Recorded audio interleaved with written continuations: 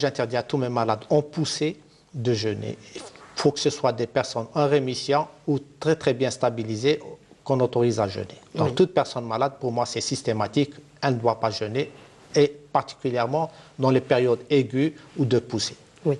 Madame Hakem, est-ce que vous pensez justement que, puisqu'on parle du jeûne, on parle de l'alimentation, est-ce qu'il serait souhaitable de se préparer au jeûne? Dans la tradition du prophète, souvent, alayhi salam, jeûner avant le ramadan. Est-ce que c'est une manière peut-être de préparer le corps à ce jeûne quand même qui dure 29 à 30 jours? Est-ce que scientifiquement, c'est une bonne chose? Bien sûr, c'est une bonne chose. C'est une préparation, tout simplement. C'est une préparation du corps pour le mois de ramadan. Pourquoi 10 jours ou 20 jours, c'est dans la moyenne entre 10 jours jusqu'à 15 jours. Pourquoi? Parce que déjà, cette période permet le corps de commencer à s'adapter à une nouvelle alimentation. Donc c'est un entraînement en fait, le mois de Chaban. Oui, on arrive au point phare de cette émission justement. Alors qu'est-ce qu'une alimentation saine? Comment concilier jeûne et diététique? On jeûne pendant 16 heures cette année. On arrive donc, on a 2 repas, hein, si on peut expliquer ça comme ça. Alors l'iftar et suhour, donc la rupture et suhour. Alors quels seraient les aliments à favoriser par exemple pour la rupture du jeûne? D'accord. D'abord éviter ce gavage. C'est ça? Oui, déjà pour éviter le gavage, comme vous l'avez dit, de commencer par une bonne rupture. Déjà, la rupture, c'est la phase, le moment du rupture de la jeûne, c'est la phase la plus importante. Pourquoi? Parce que c'est la passation directe du jeûne vers le iftar, en fait. Et les 2 aliments que je conseille généralement pour rompre le jeûne, c'est un liquide et un sucre, pas n'importe quel liquide et pas n'importe quel sucre. Le liquide, c'est toujours de l'eau, soit tiède, soit à température ambiante. Pourquoi? Pour des raisons d'équilibre acido-basique avec l'acidité de l'estomac, parce que généralement l'eau, elle est alcaline. Après, le sucre, bien sûr, c'est pas un sucre industriel ou... Des dattes. Des dattes. Pourquoi les dattes? C'est pas fait par hasard. Les dattes, parce qu'en fait, c'est le fruit le plus concentré en nutriments. D'ailleurs, il contient les 3 types de sucre, glucose, fructose et galactose, mais en plus les 2 types de fibres solubles et insolubles. Déjà, là, il y a l'équilibre. Oui. Parce que les fibres, en fait, font que ils ralentissent, en fait, l'absorption du sucre. Oui. Mais en plus, il y a un concentré de minéraux, de vitamines, vitamines du groupe B, des vitamines C, du fer, qui est très important au mois de Ramadan. Mais après, pour commencer l'iftar, alors toujours commencer par une entrée chaude. Pourquoi? Pour des raisons aussi gastriques, soit de la chourba, soit d'une soupe, soit du potage, ou voilà, selon le goût, la chourba. Du liquide, encore une fois. Oui, mais chaud. Oui. Toujours une entrée chaude. Après, on peut passer à des crudités. Pourquoi les crudités? Pour apporter assez de fibres pour la digestion, pour apporter assez de minéraux et de vitamines et d'éléments essentiels, et surtout de l'eau. Parce que l'eau, c'est pas 1,5 litre, c'est pas que 1,5 litre de l'eau vraiment pure. Hein, on peut l'avoir à partir avec de des fruits, par exemple, de saison, comme le melon, le pastèque aussi. C'est des fruits qui sont très engorgés en liquide, en eau. Effectivement, hein, en plus, c'est la saison des pastèques, du melon. En plus, c'est des fruits de saison, voilà. Oui, exactement. Et ça permet aussi d'ouvrir l'appétit pour le repas, qui est le repas consistant. Donc, vous conseillez de fractionner, en fait, le repas. Est-ce qu'on doit attendre, par exemple, quand on mange la soupe Bien sûr, de manger calmement et prendre son temps, etc., pour permettre un petit peu déjà la mastication, bien mastiquer. C'est pour ça qu'on a des problèmes de flatulence, etc., parce qu'on ne mastique pas bien les aliments. Surtout, on mange trop vite, en fait. Exactement. Et du coup, la digestion, ça perturbe les enzymes, ça perturbe la digestion. Voilà, ce qui fait les flatulences, les ballonnements et toutes les douleurs qu'on peut avoir au moment du jeûne.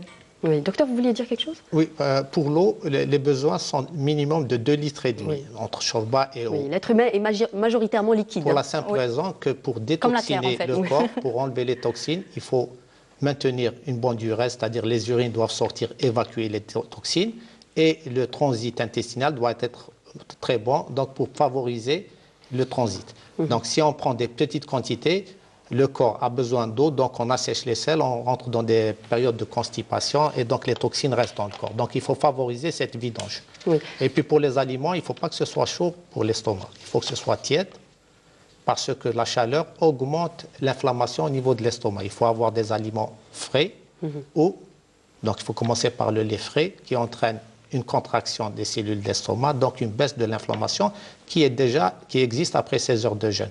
Par contre, moi, je déconseille de commencer avec du lait parce qu'en fait... La fermentation, peut-être ? Oui. Alors, le lait, non, moi, je déconseille de commencer avec tous les produits laitiers. Est-ce qu'il y a des aliments, justement, est-ce qu'il y a des aliments... Il n'y a pas mieux que l'eau parce que l'eau, elle possède un pH, généralement, entre un pH neutre et un pH alcalin. Elle est alcaline ou basique. Donc, ça permet un petit peu d'apporter l'équilibre acido-basique. D'acidité, oui.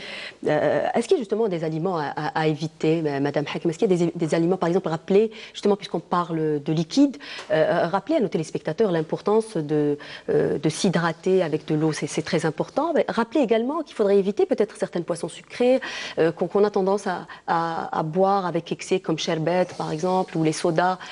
Tout cela, il serait important peut-être de le rappeler aussi. Bien sûr, on le rappelle toujours, même en dehors du mois de carême. Donner la part belle à tout ce qui est naturel, tout simplement. Exactement. Il n'y a pas meilleur qu'une alimentation saine et naturelle. Tous les produits industriels et sucrés, ça apporte non seulement le sucre très rapide qui va élever la glycémie très rapidement et qui va donner par la suite de la faim très très rapidement, mais aussi qu'il apporte ces produits, il apporte des additifs, des édulcorants, des améliorants, etc. qui vont intervenir au niveau du cerveau, ils vont provoquer des stress, des maux de tête, des migraines, voilà, et c'est très néfaste et pour une personne normale, pour les enfants, pour les personnes âgées, etc. Oui. Est-ce qu'on doit adapter justement les besoins selon l'âge, est-ce qu'il y a des besoins spécifiques à chaque personne, par exemple les personnes âgées, un enfant qui jeûne pour la première fois, une femme enceinte ou allaitante, est-ce que ça change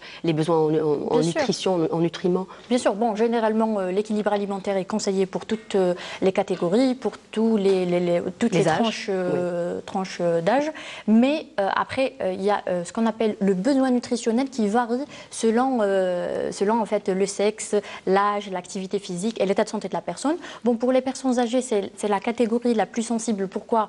Parce qu'en fait, ils possèdent un vieillissement qui n'est pas en fait physique. C'est un vieillissement des cellules, vieillissement des organes, vieillissement des métabolites, des systèmes, etc. Donc, ce qui provoque beaucoup de problèmes de santé, anorexie, la gueusie, qui est la perte du goût, la perte de la perception de la soif. Il y a aussi l'anosmie, qui est la perte de l'odorat, etc. Et ça affecte son alimentation. Mais d'une manière générale, la personne âgée, on conseille qu'elle double sa ration en fibres. Pourquoi? Parce que généralement, les personnes âgées possèdent des constipations, mais de deux, pour ralentir un petit peu l'absorption du sucre, parce que les personnes âgées ont tendance à avoir une intolérance au sucre. Favoriser les sucres complexes tels que qu'on peut trouver dans les féculents et céréales complètes. Voilà, et surtout pour les personnes âgées, de l'eau. On va conclure avec une question toute simple. Est-ce qu'on peut concilier jeûne et diététique? Et quand je dis plutôt ramadan et diététique, je dis ramadan parce qu'il y a tout un poids culturel. Très brièvement. Hein. C'est vraiment le problème, c'est un problème de culture. Très brièvement, docteur. Ce n'est pas évident. Nous le constatons au quotidien. On ne peut pas changer une culture qui est presque millénaire facilement. Donc, en nous donnant des conseils, nous nous adressons aux personnes d'un certain niveau qui peuvent assimiler le message très rapidement, mais pour les personnes âgées, ce n'est pas évident du tout. Oui. Merci beaucoup. Merci à vous deux d'avoir participé à cette émission. Merci à vous de nous avoir suivis. Je vous rappelle encore une fois que l'émission a une page Facebook. Vous pouvez également nous suivre sur la chaîne YouTube de Canal Algérie. Rendez-vous, et rendez-vous dans une semaine. Au revoir.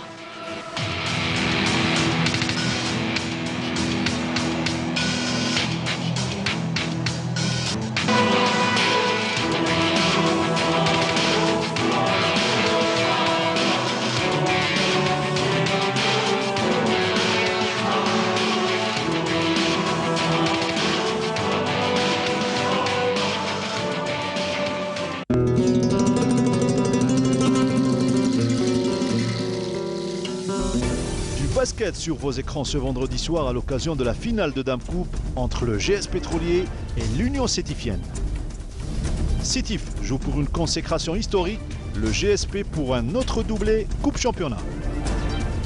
À partir de 23h30, Canal Algérie sera à la salle Harsha Hassan pour vous faire vivre l'événement. Finale Coupe d'Algérie, GS Pétrolier Union Sétifienne, c'est ce vendredi soir à partir de 23h30. Canal Algérie, au cœur de l'événement.